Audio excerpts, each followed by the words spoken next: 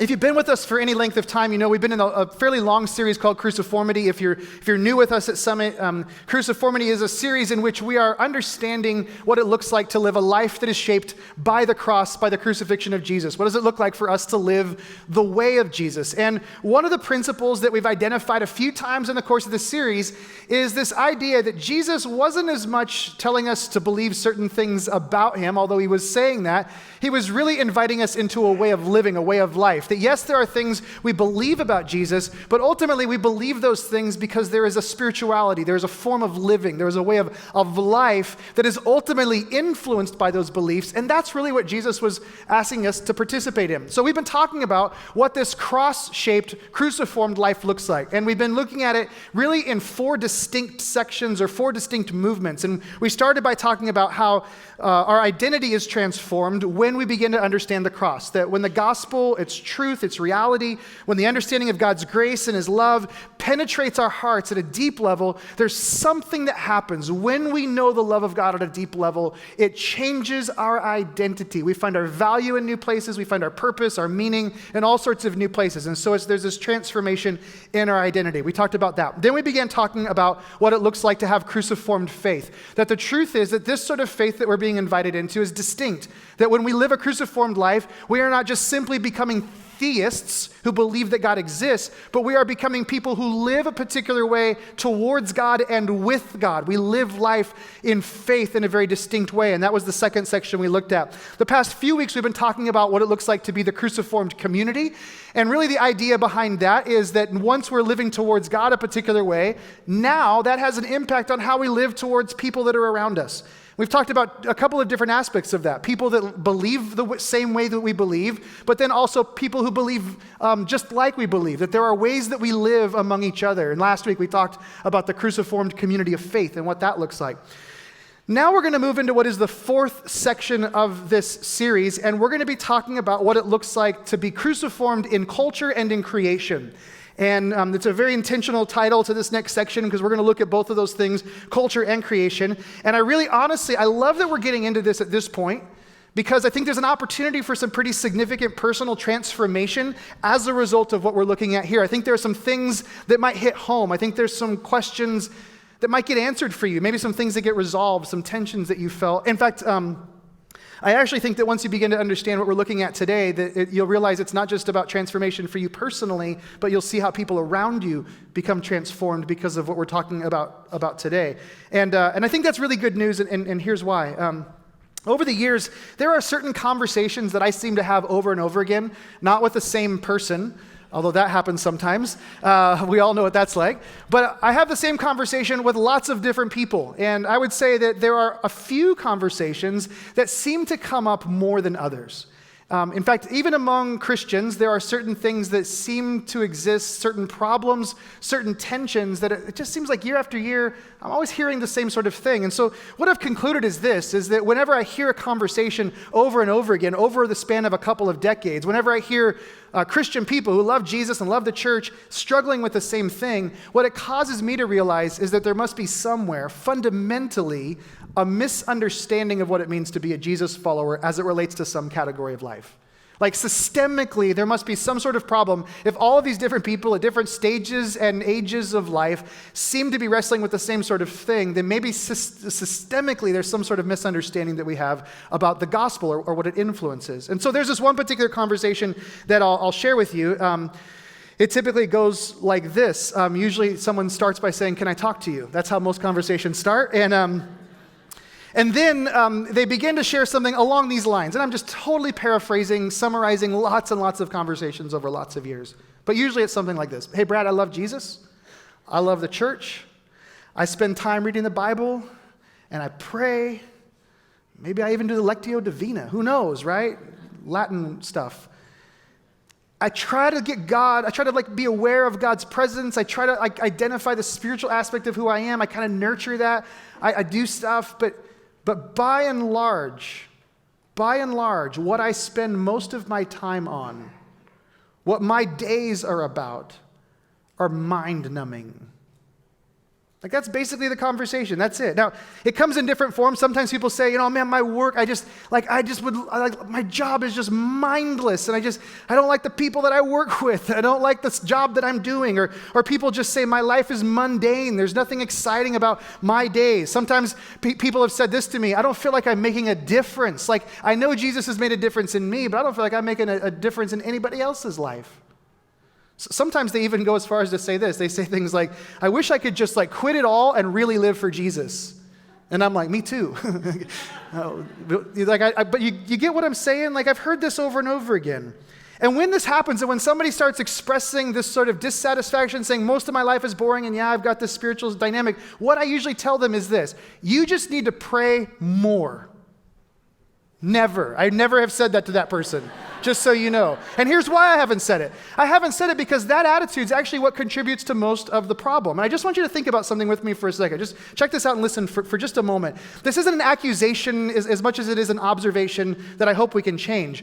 But the church, and I'm criticizing myself here as much as anyone else, the church in general, the church at large, spends the majority of its time teaching people and training people how to spend their time in the minority portion of their life. Let me just say this again. We spend the majority of our time talking to people about what to do with the minority moments of their life. You think about this. If you're really committed, you're going to journal, read, pray, go to church, hear the pep talk, do the whole thing every week, if you add up all the time you spend nurturing this sort of spiritual life that we identify in the church, you probably add it up and you got maybe an average of half an hour a day. That probably for some of us, that'd be good, right? Half an hour to an hour a day, that's pretty good. Now compare that to the rest of your life. You sleep for 8 hours, so let's just erase that, right? But you sleep for 8 if you're lucky. The older you get, the less you sleep. I'm discovering this. But then if you go to school or you go to work, that's probably another 8 to 10 hours a day, right? So you got 8 hours of sleep, you got 8 to 10 hours a day of work that you're doing. Let's assume that on your commute you occasionally stop for gas, you go for a coffee run. If you have a difficult job, maybe you go for multiple coffee runs through your day. So we maybe add an hour or two there. Figure it takes a few hours just to take care of yourself, right? Just like being clean and being fed. We spend probably a couple hours a day just doing that stuff, right? That'd probably be on the low end, just eating and feeding and taking care of our bodies, just surviving. That's a couple hours that we spend a day.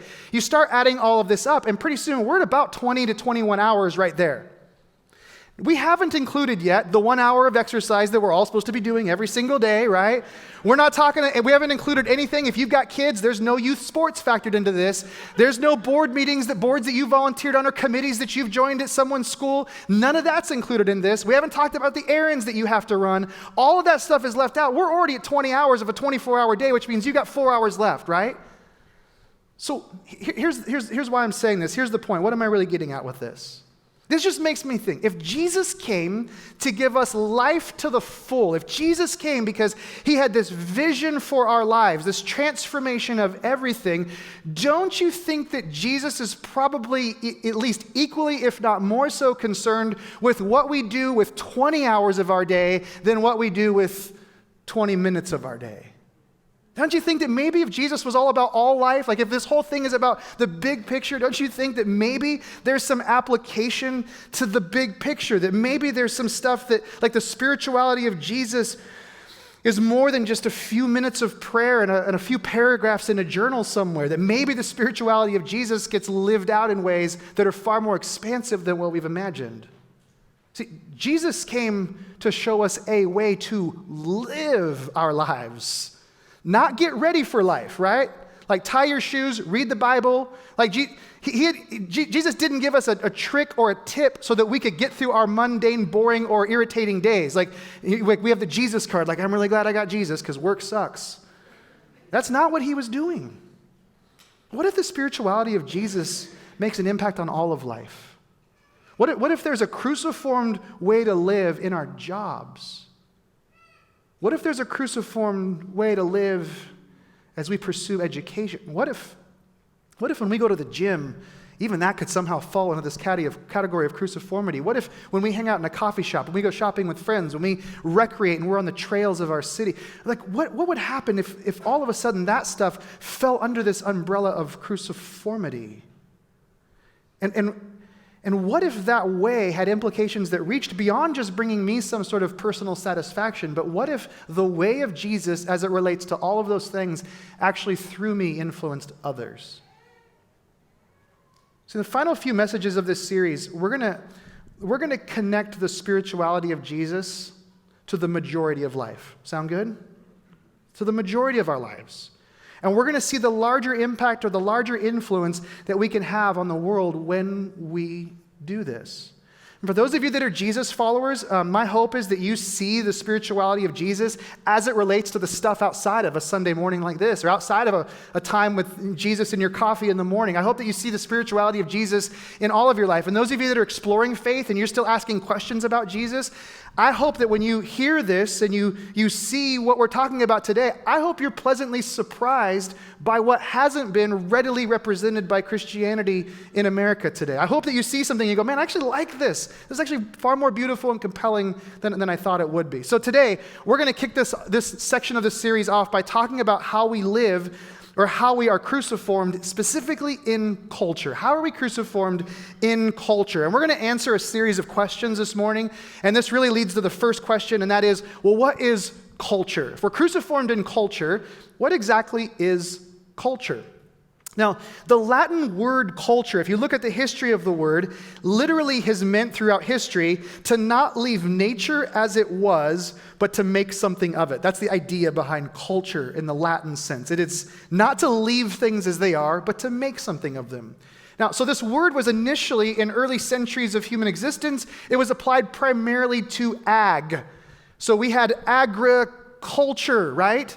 And the idea was that humanity was no longer just foraging for food and eating whatever we found on the forest floor, but we would actually find a piece of land and we would till the soil, we would work the soil, we would use the natural resources, and we would create something that was better than what we had before.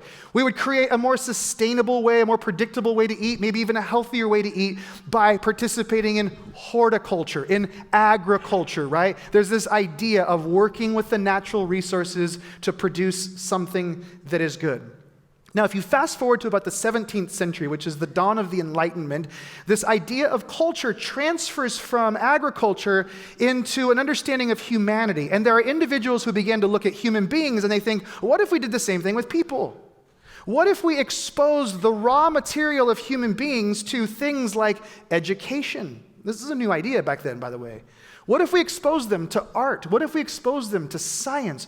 What if we expose them to particular laws and habits? And so then this idea of culture began to be applied to human existence, which is why we use this idea, this term, when we talk about somebody who is cultured, right? Oh, they're a cultured individual. What does that mean? Well, they were exposed to things and it formed them in a particular sort of direction.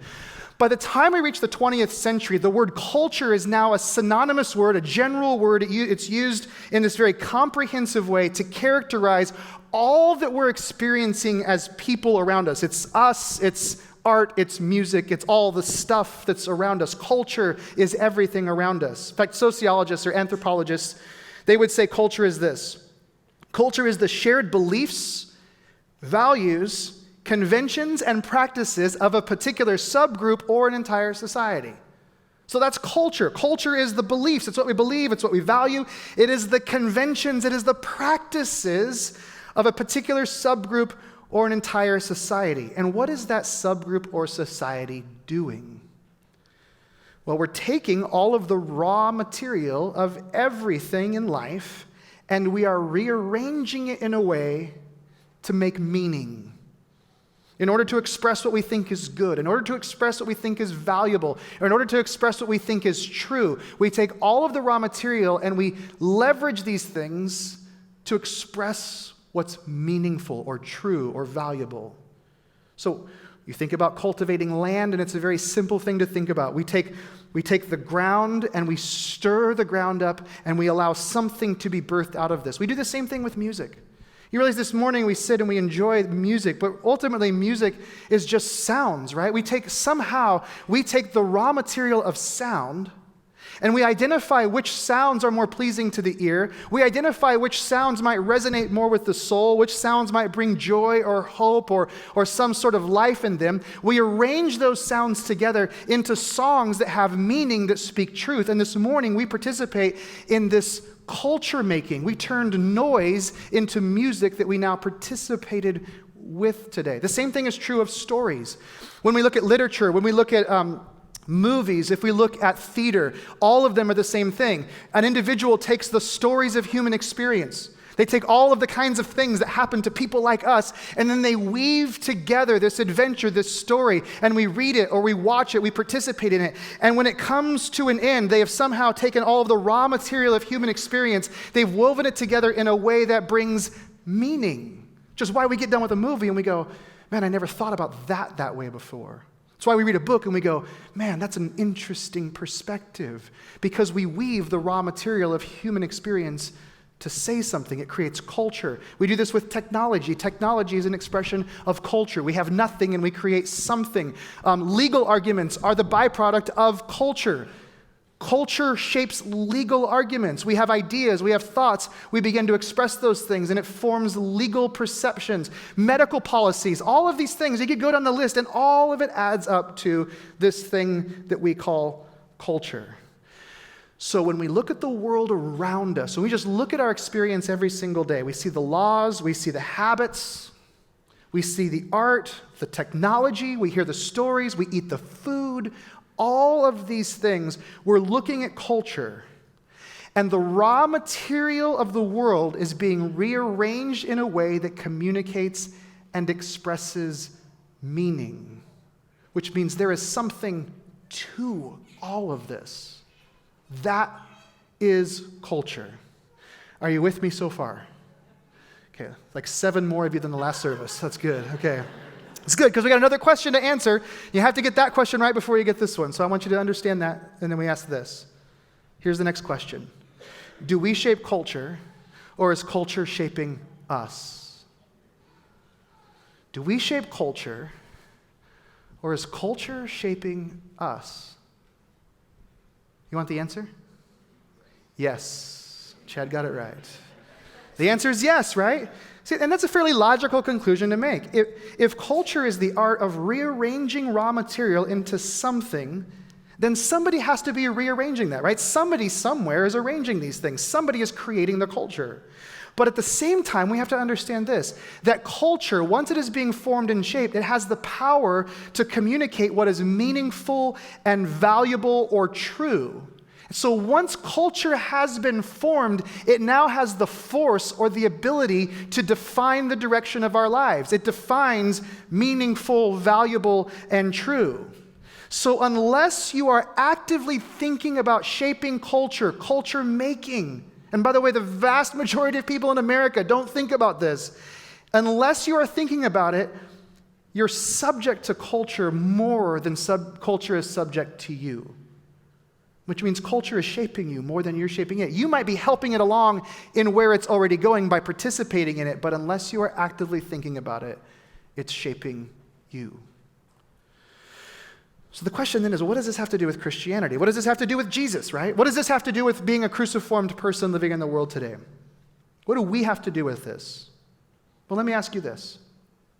What if being a Jesus follower, what if being called to follow Jesus meant that you were being called to be a culture shaper?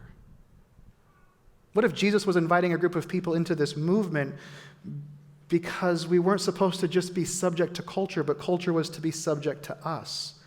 What if the intention of God was that there would be a group of people who took the raw material of what he created and began to form it and fashion it in a way that brought flourishing and hope and peace and life to the people around them? It's really interesting. When you look at the Bible and you set the microscope aside and you look at the larger story that's being told, there are certain themes that become very evident that run through it. And I want to just show you something really interesting today. And it begins in Genesis, the very beginning. Genesis chapter 1, there's this narrative, there's this story of the origins of humanity. Really, it's the origins of how God relates to humans and how humans relate to God. It's this story that sort of unpacks this whole idea. What is God really doing in the world, and how do we know this God? That's really at the heart of Genesis. And there's something that happens in Genesis that I think defines much of what we see in the rest of the story of Scripture as it comes together. But I want you to hear this in verse 26 of Genesis 1. The Scriptures say, "Then God said, 'Let us make man in our image, according to our likeness, and let them rule over the fish of the sea and over the birds of the sky and over the cattle and over all the earth and over every creeping thing that creeps on the earth.'" Which, by the way, I really like that last part. It always reminds me of like a Dr. Seuss element in the Scriptures, right? Like every creeping thing that creeps on the earth. Like, I'm like, God, you put that in there for kids because they'd never forget it, right? Creeping things that creep on the earth. But there's something that happens right before that, and God says, this is why we created humanity. And why did God make humanity? What does it say? He says to rule over all these things, right? So that they may rule over the fish, rule over the birds, rule over the cattle, rule over the earth, rule over every creeping thing that creeps on the earth. There's this idea of ruling. Now, this language of ruling is a little weird sounding for us in our culture. Like, we wouldn't necessarily use this word rule. Like, nobody today is going to tell anyone else that after church you're going to go home and rule your lawn. Right? Like, I'm going to rule the lawn. Your neighbors aren't going to see you mowing. They're like, man, he is ruling the lawn today. Like, ruling that thing. You've got that. Like, no one's going to go rule the kitchen to make lunch or dinner today, right? No one's going to rule it, right? Your boss doesn't swing by your cubicle and say, what are you doing? You're like, oh, I'm ruling my email. Like, that's like, I am ruling it today. But what does it mean? What does it mean to rule? Well, if we look at Adam and Eve, we actually see them begin to express this. So Adam and Eve, they are placed in the garden, and what are they tasked with doing in the garden? Gardening, right? They garden in the garden. So Adam and Eve, the idea of ruling to them meant that they were to make something of God's creation. So the story is telling us that people are placed in the garden to garden. There's work, there's something to participate in. They are going to cultivate, they are going to create, they are going to culture what they have been placed in. Now, here's what's interesting. When you start reading on and you go beyond this first portion of the Scriptures and Adam and Eve are removed from the scene, we start to see culture continue to be formed. We see other people enter the scene and other people begin to make culture together. But there's something that you'll notice, and sometimes you've wondered this. You've thought, man, why is there all this crazy stuff in the early chapters of Genesis? Like, what's the story that's being told? There's all this madness and rawness and fear and anger and fighting. And essentially what we're seeing is a culture that is now formed, but it's a broken culture. It's a culture that is violent. It's a culture that is broken. It's a culture that's not under the influence of God. It's under the influence of self. It's under the influence of hate. It's under the influence of fear. That's what we're seeing.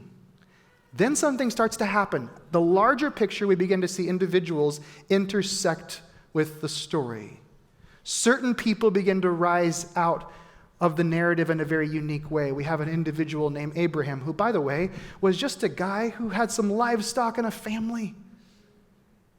Just a farmer, essentially, a rancher. We see him enter the story, and for some reason, his place in the story isn't just to live subject to the culture. He's called to begin to shift the culture. His influence begins to move and change the tide of culture. You read on in the Old Testament, and you see other individuals, and it's really interesting. Some of us really need to hold on to this today. I want you to think for a moment, who is Joseph? Who's Esther? Who is Daniel? These names are names we might be familiar with in the church. What's interesting, these are people who were culture shapers, but do you know what they weren't? They weren't prophets. They weren't priests. They weren't pastors. They were just people. They had jobs. They were just like regular people begin to rise up in the story. The people that God raised up were people with regular, everyday sorts of jobs in front of him. And they simply began to bring justice and wholeness and flourishing to the spheres of influence where they were moving, where they were living. And what's a beautiful thing is that when you continue on in the Scriptures, you see this theme repeated over and over and over again. It keeps getting told. And then by the time we reach the New Testament, the early church explodes on the scene, and we have this unbelievable thing happen where there is probably one of the most marginalized group of human beings ever on the planet. They were absolutely being overrun by the existing dominant culture, and they become one of the most significant culture-shaping forces in history. The baton gets passed to them, and then they pass that baton to us. That's the story that's being told, which means we are called to make culture. We are all rearranging the raw material of human experience for human flourishing. That's what we are called to. And this is so contrasted to how many Americans think about Christianity.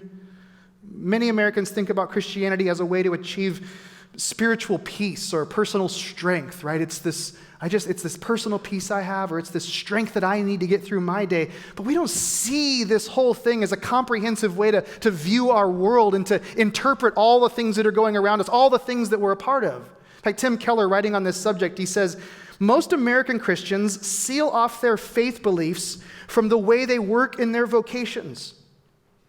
The gospel is seen as a means of finding individual peace instead of a transformational worldview, a comprehensive interpretation of reality that affects all that we do.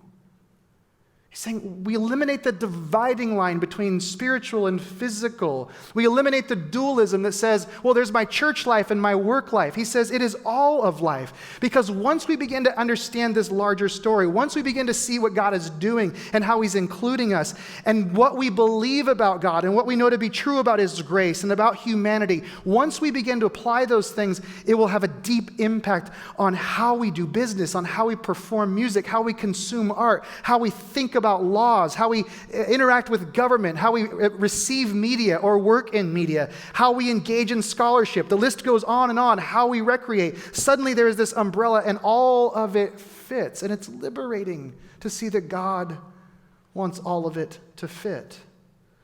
See, even the subtle things that we do, even the nuances of the way that we move through our days become a part of restoring the creation. And it turns out it all has meaning. I love what Paul says to the church in Galatia, in Galatians chapter 6. He says this is beautiful. He says, so then, as we have opportunity, let us do good to everyone, and especially those who are of the household of faith. Let us do good to who? Everyone. Here's what's interesting. Like he distinguished, he's like, man, we're talking about everybody. And when he talks about doing good, this is the same sort of reference that Jesus used when he gave us the parable of the Good Samaritan. The Good Samaritan, that whole story is about somebody who does material good for someone. They help them out in a very practical, physical way. The Good Samaritan didn't come along and say, hey, let me just pray for you. Lord bless you, brother. I'll check in with you in a couple of weeks. Right? The Good Samaritan provided material good for the person that was wounded on the side of the road, right? That's what he did. And he's saying here, let us do good, provide material good to everyone. So what is Paul doing? He's calling Christians to consider and work for the common good of our communities. He's calling us to work for the common good of our neighborhood, the common good of our city. He's saying, participate, do good for everyone in your place of living. It's no wonder that Christians throughout history, they've been the ones who have done incredible things for humanity. We initiating the abolishment of slavery, repealing child labor laws, giving rights to vote to all citizens, providing thousands of organizations and hospitals globally to provide care and well-being to the impoverished in third world. You just look, no wonder we do this, right? Because we do good for everyone.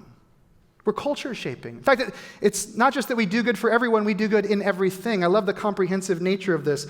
In 1 Corinthians 10, Paul is writing to that church, and he says in verse 31, for some reason I just love the way he says this. He says, so, whether you eat or drink, or whatever you do, right? It's just sort of this can I just tell you, it's applying to everything. Do all to the glory of God.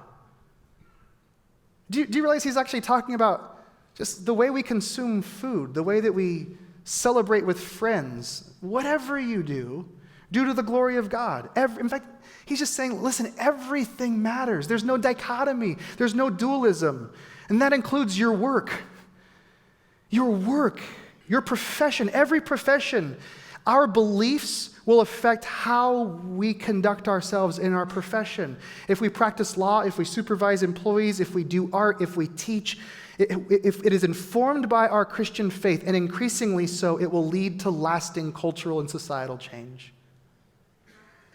Matthew chapter 5, this has been something we keep returning to in this series, but Jesus looks at his disciples and he says, you're the salt of the earth, But if the salt has lost its taste, how shall the saltiness be restored? It's no longer good for anything except to be thrown out and trampled under people's feet.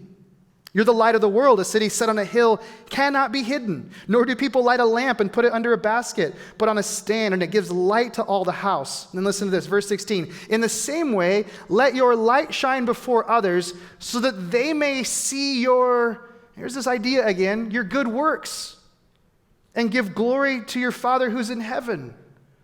Like, conduct yourself, bring material good to the people, the lives around you in such a way that they'll actually give glory to God. Jesus says, be the salt of the earth. Salt was a preservative. In some way, what he's nuancing is this idea that by Christians living actively in the world, their faith, by living out our values that we preserve, we keep the world from moving towards deterioration and disintegration by being present. In a different passage, but very similar to this, Peter's talking to Christians, and listen to this. In 1 Peter chapter 2, verse 11, he says, Beloved, I urge you as sojourners and exiles to abstain from the passions of the flesh, which wage war against your soul. Keep your conduct among the Gentiles honorable, so that when they speak against you, they're going to speak against you, you hear this? When they speak against you as evildoers, they may see your good deeds and glorify God on the day of visitation. They may see your good deeds. Like, they're going to call you out. But live your life and produce so much material good. Do good for those around you so that when they see you, even though they don't agree with you, they can't help but glorify God. I love this. I love that on one hand, Peter expects that the gospel will be found to be offensive by some people. He's just like an assumption. There are some people who are not going to embrace. There are some people who are not going to accept what you believe in the world. But on the other hand, Peter is expecting that some aspects of Christian life, Christian values, Christian service being exhibited in culture will draw people towards God and they'll glorify him. There's so many more verses I'd love to get into. In fact, I debated it because it's Hoop Fest weekend. So I was like, well, if you're at church, you're committed. So I was like, we could go like an hour today and nobody's going to care. And then my wife said that's not true. So, but here's what's incredibly interesting as you look at these verses and many others. When you look back over the text, I look over the text, I'm struck with the simple fact that cultural change is always a byproduct, not the main goal. The main goal is always loving service. Loving service. If we love and serve our neighbors, if we love and serve our city, if we love and serve our Savior, it will definitely make a cultural impact. And as Christians, we don't seek to control society. We don't seek to manipulate society. But if we truly seek to serve, there are aspects of influence that our culture will gladly hand us if we serve them the way we're called to serve. If we just seek power for power's sake, if we just try to leverage our influence to make everybody think like us and believe like us, that will be manipulated and we will be sniffed out. But if we lovingly serve, the byproduct will be cultural change.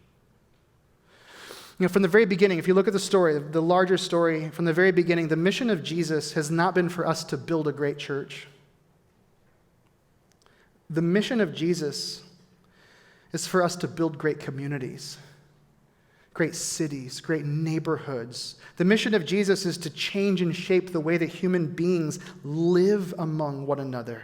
That's the ultimate outcome of cruciformed community. And by the way, the gospel changes us so that we can become people that do that. The gospel increases our generosity. The gospel makes us people who exhibit mercy and justice. The gospel makes us people who are more humane to each other. We're just better people to live with because of the gospel. The gospel makes us peaceful. It makes us hopeful. The gospel changes relationships.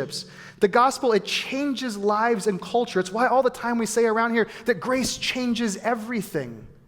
Because it does. It just has this capacity to change all of our life. In fact, there's another thing we say all the time at Summit, and it's this, that we release the power of the gospel into the lives of individuals, and through those individuals, our city.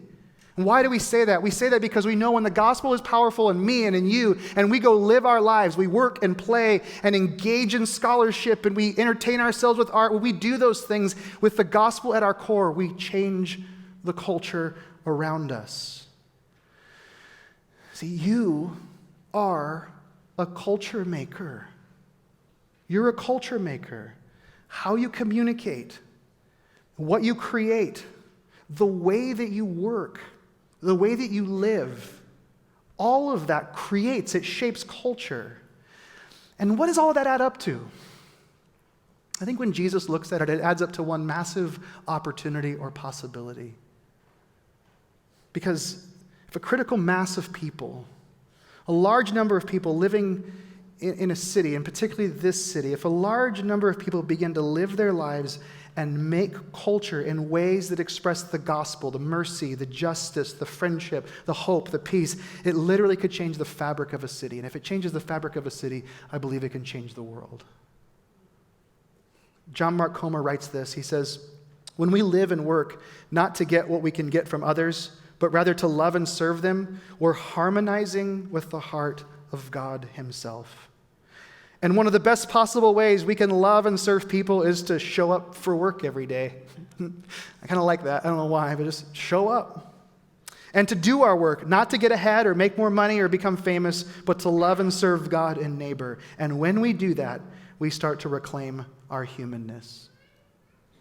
I get to talk to different groups, different people about leadership, about teams, about cultural change in organizations, nonprofits, for-profits. It's something I get to do pretty regularly. And over the last couple of decades, one conversation has always been on the horizon or always been on the radar of conversation around organizations. People talk about the 3 C's in hiring. They talk about competency, they talk about character, and then they talk about this thing called chemistry. I don't know if you've ever heard this before, but people say, obviously, if you're hiring somebody new, you got to think about whether or not they're competent, can they do the job? Whether or not they have character, can you trust them to do the job? And whether or not they have chemistry. And what is that chemistry thing all about?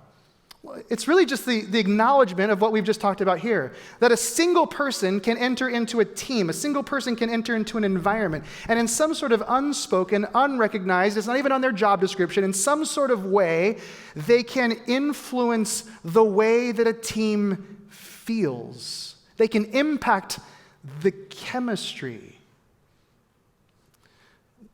We got a pretty good chemistry on our team around Summit. I have to say, I like our culture. Every now and then it can be a little bit sarcastic. I don't know if you ever pick up on that, but we can be a little sarcastic from time to time, and we work real hard.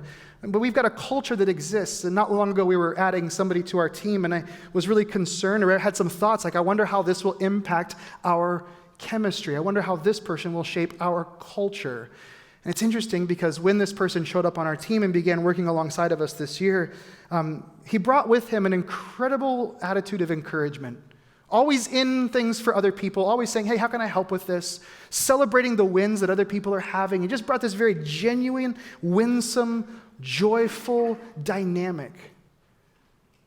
And over the past couple of months, as I think about working alongside of him, the chemistry has changed even for me. I find myself thinking about things a little differently. I find myself interacting with other people on the team a little differently. Why? Because of the way he influenced with his chemistry. So where are we in this story? Here's where we are. We need you. We need you to say, I'm in as a culture shaper. We need you to recognize you change the chemistry everywhere you go. You are the neighbor. You are the coworker. You are the classmate. You are the artist. You are the culture shaper. You are the one who carries the gospel and all of its influence every week out into our city so that people can experience a gospel-centered shift. And it's a beautiful thing. Amen? Would you stand with me?